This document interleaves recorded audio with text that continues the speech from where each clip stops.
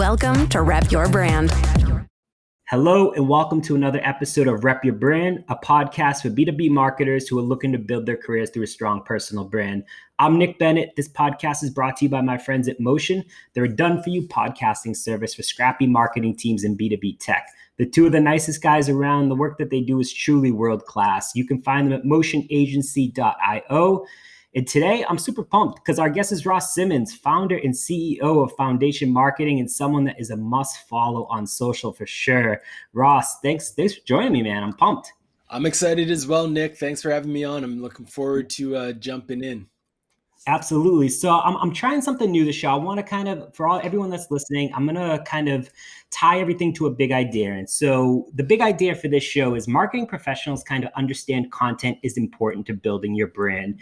And they often spend a lot of time creating quality content, but most marketing professionals struggle to distribute consistently. So that's why it's important to create once and distribute forever, which I know Ross is a big fan of. So Ross, people know who you are. You're super popular on social, and you posted a lot, but once, maybe 2 weeks ago, I saw something on LinkedIn that you said, create once, distribute forever. Right. You've mentioned it on Twitter as well. Like, why? I'm a big believer of redistribution of content, but like, why do you think it's so important?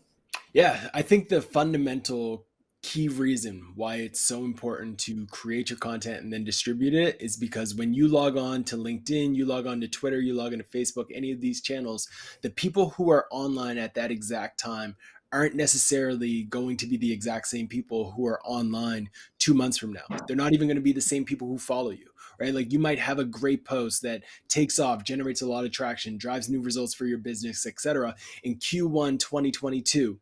But in Q4 2023, that same piece of content, if it's valuable, could do the same thing for your business with all of the net new followers, all of the net new subscribers, all of the net new attention that you are now able to attract.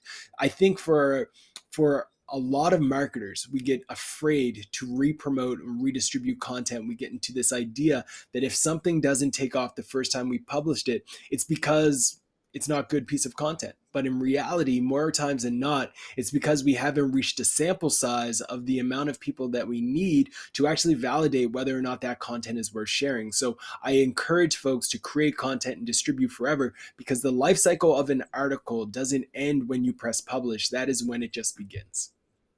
Amazing. Absolutely agree with you. And so when did you come to the realization that it is important to distribute forever? Very early in my personal branding career. Like, I can remember when I first graduated out of university, I had no contacts in the marketing industry. I had no contacts in business. And I was like, I need to break into this space and I need to find a way to like make connections. Like, I live in a very small place on the east coast of Canada, Halifax, Nova Scotia, close to the ocean, but like, we're not necessarily close to a lot of the tech hubs of the global kind of scene. I needed to reach out and connect with people. So I published a lot of content on startups, on SaaS, on technology. I shared it on my Facebook page once and I got 2 likes. One was from my mom and one was from my buddy Matt. And I was like, okay, this isn't working. Like, this doesn't really work. The reason it didn't take off is because I had no connections on my accounts. But then when I took that same piece of content and I uploaded it to growthhackers.com, I uploaded it to inbound.org, I shared it on my LinkedIn, I shared it on my Instagram story, I sent an email to everybody I mentioned, that piece took off. And that's when the light bulbs went off. Okay, the game isn't just about creating great content. The game is about ensuring that that great content reaches the right people who can then share that content with their circles, so you can actually have a ripple effect. And that was when the game changed for me and I started to embrace distribution across channels like medium.com, across Quora, across SlideShare back in the day, across Reddit. All of these channels, I started to put them in my back pocket as distribution channels, and then the game became easier to make my stories spread because I recognize that creation is not enough. It's so important too. And it's what's interesting is, why do you think we see typically marketers create once and distribute once? Like, what do you think is holding them back? Because I think it's a big problem to address. And honestly, when I was starting out on this journey a little over a year and a half ago, I was just like, why does this happen? Like, what gets in the way? Like, what are your thoughts on that? I think there's 2 things. I think the biggest thing is fear of being judged, fear of being validated that the piece of content that they've created isn't actually that good, fear of judgment amongst their peers as being seen as someone who is overly promotional. People have, as marketers, a lot of fear that I believe hold them back. And that is something that I think honestly is the root cause for a lot of people's dreams going unfulfilled and a lot of marketers not achieving their full capabilities, is because they're fearful of what could happen if they did promote something multiple times. They're fearful of seeing, yes, this piece didn't actually take off. It wasn't that great. They lose that excuse if they don't promote it enough. They can always use it as a crutch in many ways, but they're also fearful of, oh, if I send out this tweet, am I going to be seen as that guy? Like, I don't want to be that person who's always promoting. Here's a spoiler alert for all of everybody. Nobody cares. Like, nobody cares. Like, nobody cares. Everybody is so worried more than about how often you're promoting yourself, about whether or not they are going to make it to the dinner that they're going to, whether or not what they're going to have for dinner, whether or not their kids spit up on them, whether or not this is going on in their personal life, whether or not they wrote back their friend early enough. Like, nobody cares. But for some reason, we have fear of like not promoting our content enough, and it holds so many of us back. The second thing is truly just the lack of understanding of the value. Like, a lot of marketers just don't see the value in distribution, and it's a difficult thing and it's important to overcome, but the actual inability to realize that yes, distribution is important is something else that holds people back. Yeah, I mean, I agree with you for sure. It's like when I first started posting on LinkedIn, I was just like, I went through. It took me about 6 months before I saw any real traction. And I was just like, Right. why didn't I do this sooner? Like, you think of people like Chris Walker, Justin Welsh, like people that were creating content like a while ago, and there's so many more people that were like, 2, 3, 4 years ago, and it was just like, why, think about the people that create content now. There's so many. LinkedIn's flooded, social is flooded with like all these content creators, and it's just like people still are stuck on that fair piece. Like, they're still stuck on like, what do people think? Like, the first thing that I realize is, as soon as I press publish on like LinkedIn, there's always going to be people that disagree, hopefully, with what I have to say, which is great. Healthy debate is perfect, but people just can't get over that hump, and it's interesting for sure.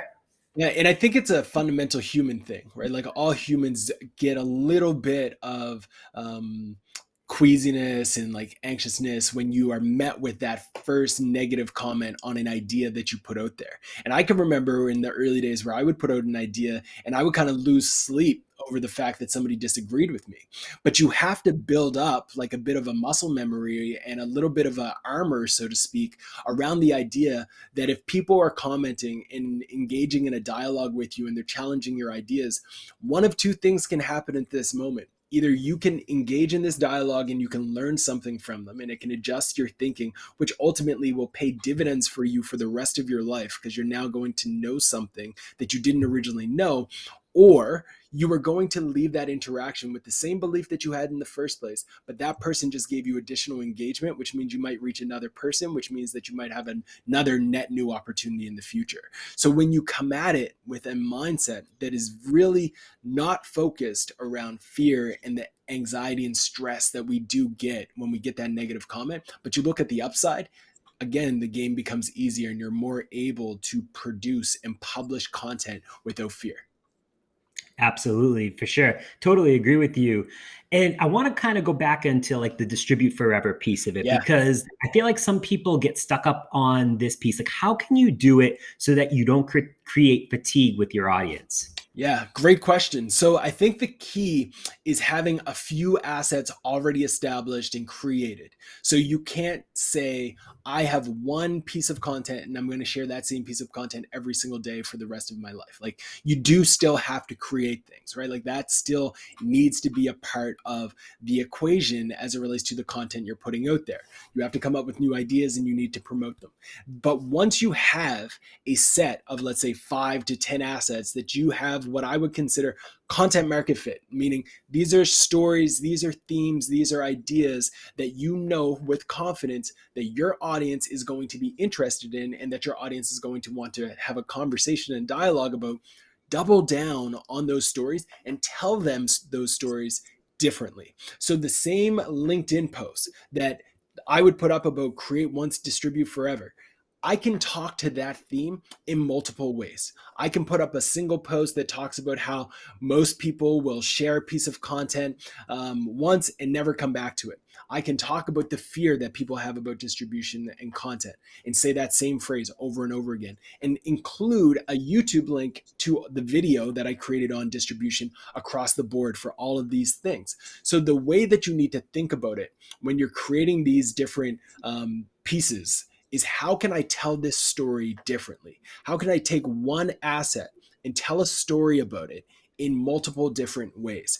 That's what you are looking to come up with, and that's what you're looking to identify. And when you have those, you can embrace that model of creating once and distributing forever because you have stories that can be remixed and modified depending on the day.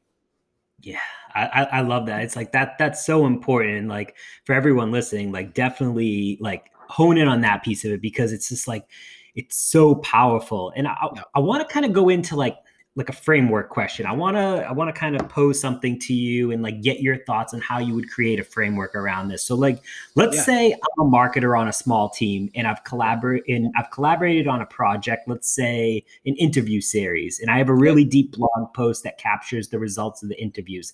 How can I take this content and distribute it forever? Like what's that framework look like if I'm that solo marketer? Yeah, so you've got this interview series that you've developed. The first thing that you want to do is figure out who your audience is and then identify what channels those audience members are spending time on. And you're going to do essentially a matrix around two things. How competitive and noisy is the channel that you're going on and how much of your audience is there?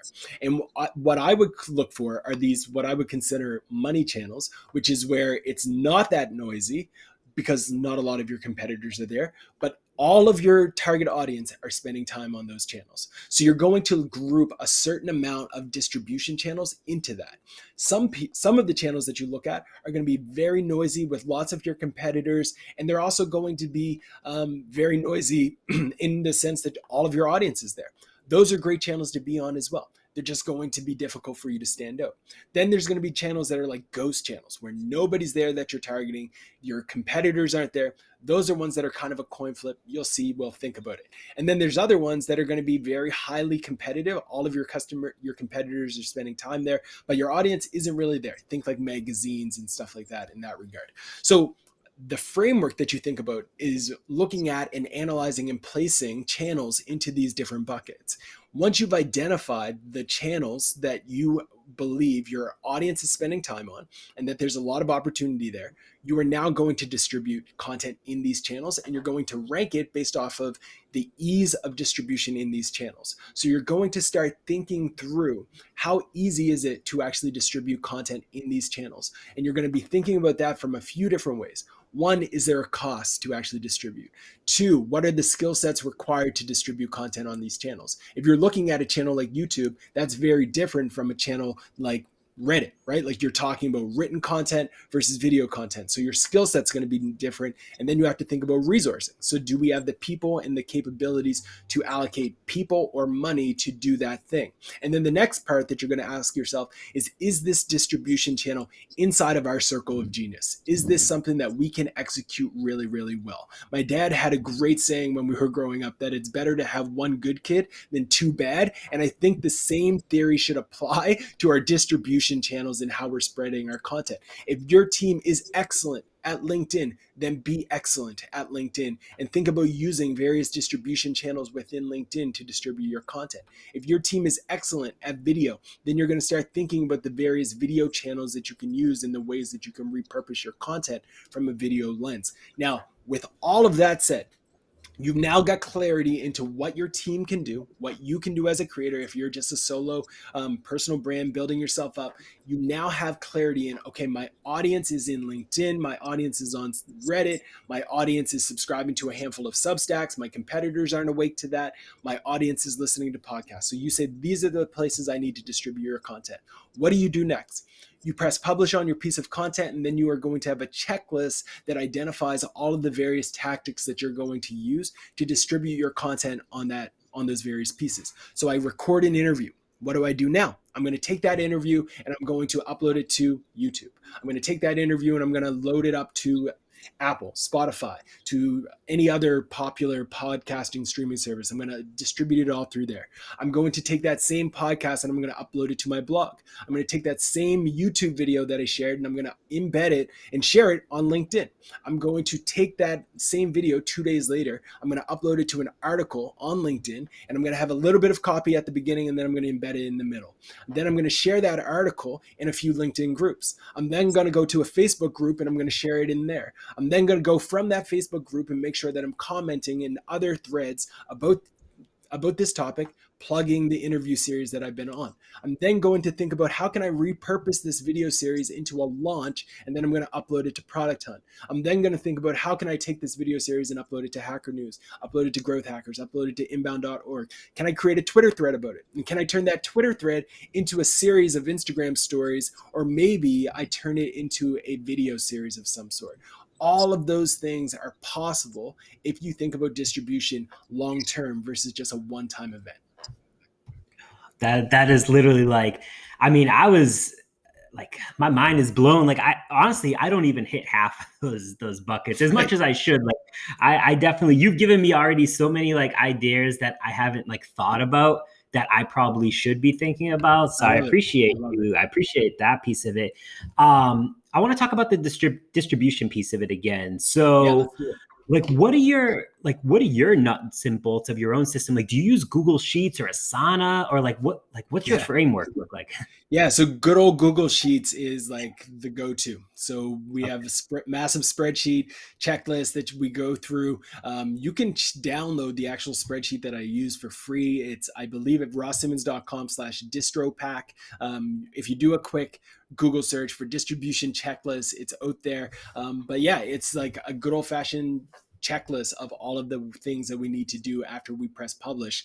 Internally, we also have started to leverage like checklists in Trello and in things like Asana, etc., where we just add a checklist. So the process becomes, let's create this piece of content, go through the creation process. Once that's complete, we have a checklist around distribution. And that checklist around distribution is typically going to say, all right, we're going to send out 2 tweets. We're going to write those. We're going to have a LinkedIn update. We're going to have a Facebook update. We're going to send it out to our newsletter. And that all happens on day 1. On day 2, we're going to upload it as an import on medium.com. We're going to upload it to Facebook ads. We're going to do all of these different things. That all starts to happen afterwards. And there is a checklist to define essentially what we need to do moving forward after we press publish on a piece of content.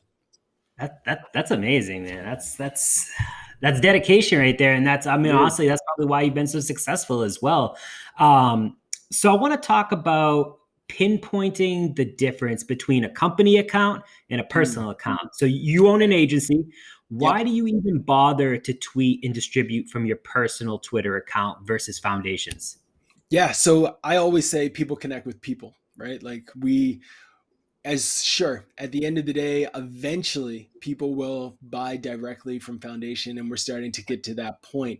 The same way that now people buy from Apple, and it's not thought in their mind of Steve Jobs, but like in the early days, that's who people thought about, right? Like in the early days of those brands, you thought about the founder. And I think it's important for founders. I think it's important for people, even on your team, to embrace the idea that people do business with people. And at the end of the day, if you go out and you say, I as a human want to add value to this subculture, to this community, to this space, and I want to help it move forward, then it's a very beneficial thing, not only for yourself, but also for the community at large. And it gives me just joy. to be able to kind of be a human on social and represent the ideas that I want to put out there to the world, whether it's related to content creation, whether it's related to entrepreneurship, whatever. I want to add as much value as I can to the world as possible while I'm here. And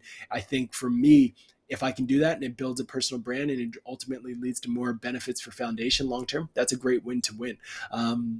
For me, it really does come down to the idea that is very simple and is somewhat morbid, but we're only here for so much time. And while I'm here, I want to be able to live a life where I've been able to impact people. And the best way to do that is as a human first. And I try to do that wholeheartedly every single day.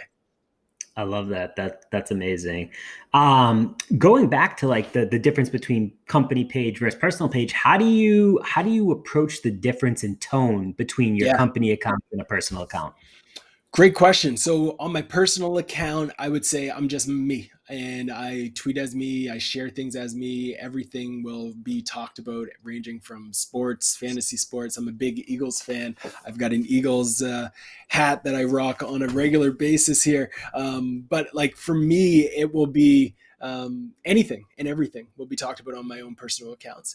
For the business, we keep it strictly towards marketing and we use a tone that is a bit of the Foundationites voice more than my own. So we have Foundationites who run the account, who write tweets, who write posts, who share content on the behalf of the brand, and they run that account. And it's great, and they own the voice and they own the tone around it. And we always think forward around who our brand's audience is, which is typically people in marketing. We're talking to the CMOs, the VP of marketing, marketing managers, people who are just getting started in their marketing career, even investors and SaaS founders, things of that nature. Like that's our space. So we talk to them on that account.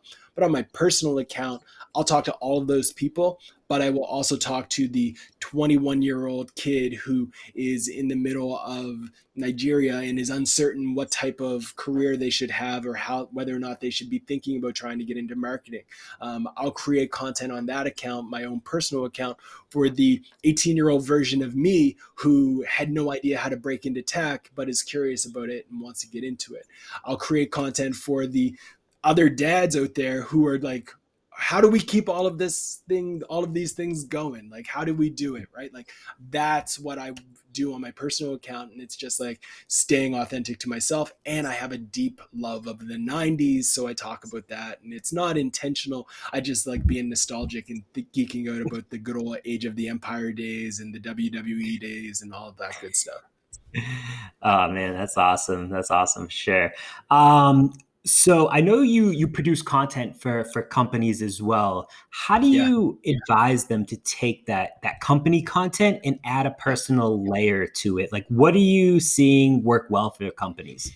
Great questions. The key is figuring out what is different about you as an organization, figuring out like what makes you different from your competitors. Like if I took your name off of a blog post, if I took your competitor's logo and plopped it on your blog, like would it be very easy to say, yeah, that could be them, that could be them, that could be them, that could be them? Or does it have a sense and a bit of an essence that comes from your brand and your people? And if it doesn't, then that's what we look for. We have conversations with customers. What is it so different about your account managers? What's so different about the customer success team at your organization? We look for those, and that guides us with the tone and the voice. You can look at some of the most successful brands and you can say, like, there's a very clear difference between brand A and brand B. And in SaaS, for some reason, we underestimate the value of brand and we think that there needs to be a bit of normalcy where we all sound the same. But I think we are starting to move into a time where B2B and SaaS is going to be more increasingly inspired by B2C, and it's going to become more and more important for SaaS brands to lean into the idea of having a brand voice and an identity that is actually a little bit different than the watered down typical story that you see. It is so crucial for Yep. those organizations that are early stage, because that's how they differentiate themselves entirely in the market, especially when they're competing with an incumbent who has owned the market, who dominates the market share, and has watered down their voice, because what they're trying to do is very different from an up and coming company. Someone who owns the market needs to play it safe, needs to be able to just like make everyone happy and not really connect with anyone on an emotional level. Let's just own that. But somebody else coming up, like, you want to pick a side, you want to stir some stuff up, you want to connect with some group emotionally that have a shared belief and a shared set of values.